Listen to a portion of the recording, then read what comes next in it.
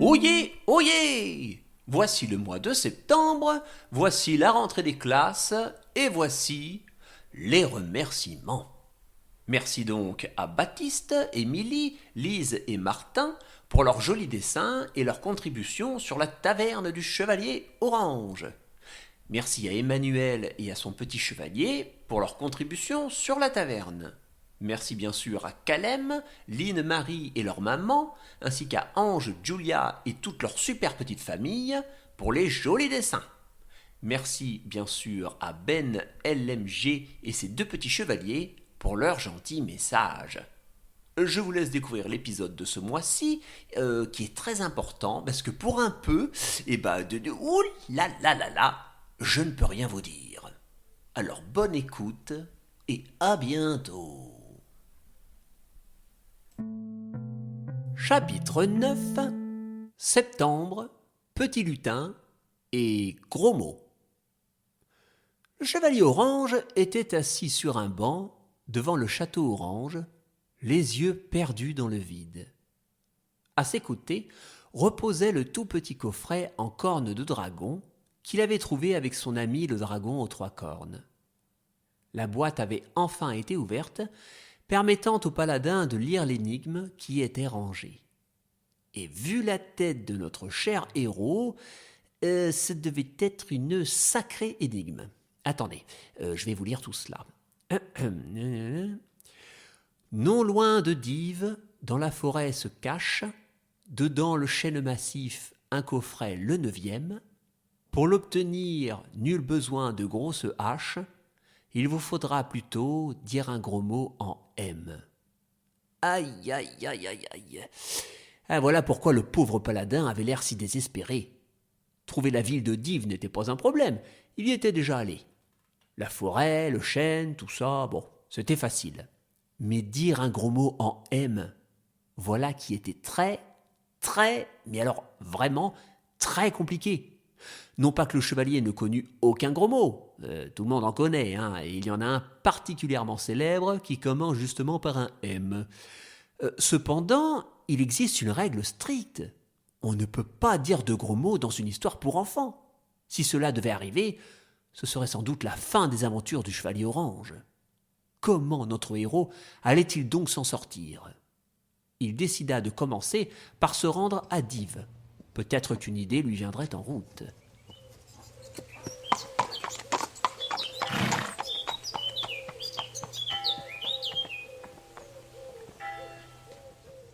Il arriva en début d'après-midi aux alentours de la ville et en profita pour rendre une petite visite à Maître Moustagache, Madame Nashka, Waldoug et tous les enfants de la maison lutinesque. Bonjour tout le monde! Oh, chevalier Orange, comment allez-vous, mon cher? Je suis en pleine mission et ce n'est pas la joie. Je suis de passage à Dives et je me suis dit que tous vous revoir me redonnerait le sourire. Et vous avez bien fait de venir. Waldoug est parti chercher un œuf, mais Madame Nashka et les lutins sont à côté. Allez donc leur faire un coucou. Bonjour Madame Nashka et bonjour les enfants. Bonjour, chevalier. Oh, regardez qui v'là. Bonjour Riton. Tu vas bien? Mériton, il va toujours bien, chevalier. Et vous, qu'est-ce qui vous emmène? Une mission un peu compliquée, je t'avouerai. Racontez-nous, ça nous fera comme une histoire. Oh oui, en plus, Maître Moustagache allait nous en raconter une. Ce serait une histoire un peu triste et puis qui ferait un peu peur, vous savez. Pas justement, on aime bien, nous, avoir peur. Oui, vous dites toujours ça sur le coup et puis après vous regrettez, hein. Je vais plutôt vous lire le livre qu'avait choisi Maître Moustagache. Alors, c'est quoi? Le petit pousset. Oui, c'est bien ça, le petit pousset. Marc, puis le temps, il doit être grand, hein? Pourquoi ça? Parce qu'il poussait. Le petit pousset. Voilà, alors passons l'histoire, donc.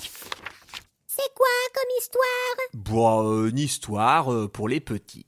Voilà, il y a des parents qui abandonnent leurs enfants dans la forêt à plusieurs reprises pour les laisser mourir de faim, avec un ogre qui coupe la tête de ses filles. Et puis, ouais, laissez tomber. Vous savez quoi, finalement, vous avez raison. Je vais peut-être vous parler de ma mission. Alors le paladin expliqua l'ensemble de l'histoire de Goraden le Foll au petit lutin, à Madame Nashka et à Maître Moustagache. Il leur parla des coffrets, de la porte et des dragons. Mais alors, le dragon, il veut détruire le monde? Mais il a inventé une berceuse pour sauver le monde? Il est méchant ou il est gentil? Eh bien, disons que l'âme d'une personne peut parfois s'assombrir tout en gardant une certaine pureté en son sein, qui va chercher à préserver une notion de bonne conscience omniprésente malgré des défauts apparents de... Mais je comprends rien! Bon bah, il était très gentil et maintenant il est très méchant. J'ai tout compris. Les enfants étaient captivés par le récit du héros en armure.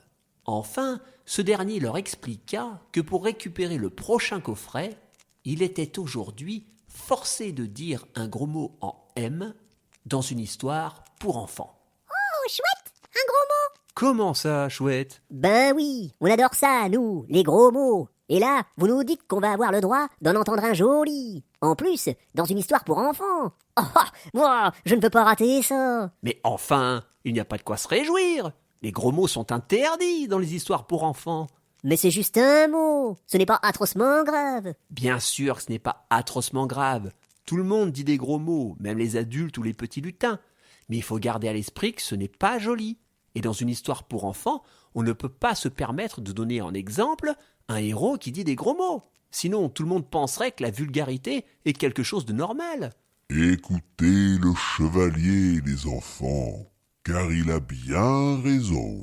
On ne peut pas tolérer un langage grossier, ni dans une histoire, ni dans la vie. Mais comment allez-vous faire pour trouver le 9e coffret si vous ne pouvez pas dire le fameux gros mot en M? Eh ben ça, excellente question. Restez donc pour la nuit. Il paraît qu'elle porte conseil. Nous verrons tout cela demain, à tête reposée. Le chevalier accepta la proposition de son ami ogre et passa la nuit à la maison lutinesque.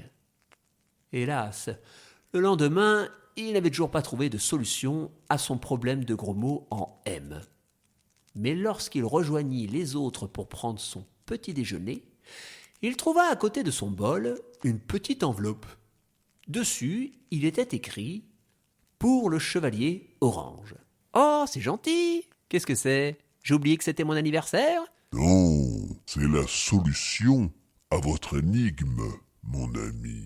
C'est-à-dire? Eh bien, hier soir, Madame Nashka et moi-même avons pris une jolie feuille et nous vous avons écrit un joli gros mot qui commence par un M.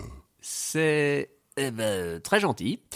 Et là, ça ne résout pas le souci de ne pas pouvoir le dire à haute voix. C'est vrai, mais si aujourd'hui vous allez prendre le risque de dire un gros mot, ce sera dans l'espoir de tous nous sauver. Alors plutôt que de dire ce gros mot tout seul, lisez-le à haute voix. Comme ça, nous qui avons écrit ce mot, nous serons tout aussi responsables que vous. Je ne sais pas si ça vous aidera, mais au moins, vous saurez que vous n'êtes pas seul dans cette épreuve. Maître Moustagache, voilà qui me redonne du courage. Le temps de finir mon petit déjeuner, et j'irai affronter mon terrible problème. Ainsi fut fait, et à peine avait-il englouti son café que le chevalier partit en quête du chêne dont parlait l'énigme. Les lutins connaissaient bien la forêt à côté de Dives, et accompagnés de Madame Nashka et Maître Moustagache, ils guidèrent le héros orange jusqu'au vieil arbre. Ils arrivèrent vers ce dernier dans la matinée. Il était 10h08, nous étions un mardi du mois de septembre, et notre paladin préféré était devant un chêne massif, avec dans sa main une enveloppe qu'il s'apprêtait à ouvrir. Le moment était grave, car en l'espace d'un court instant, les fameuses aventures du chevalier Orange risquaient de prendre fin. Définitivement. Le moment était solennel, et même les petits lutins soutenaient le héros dans son épreuve. Le gros mot, le gros mot. Eh ben, tu parles d'un soutien. Mais vous ne vous rendez donc pas compte que l'histoire du chevalier Orange risque de s'arrêter d'un coup, là, tout de suite? Mais si, bien sûr. Mais on a quand même hâte d'entendre un joli gros mot. En plus, ça, qui commence par un M. Oh là là là là, je sais déjà lequel ce sera. Alors le chevalier ouvrit l'enveloppe d'un geste sobre.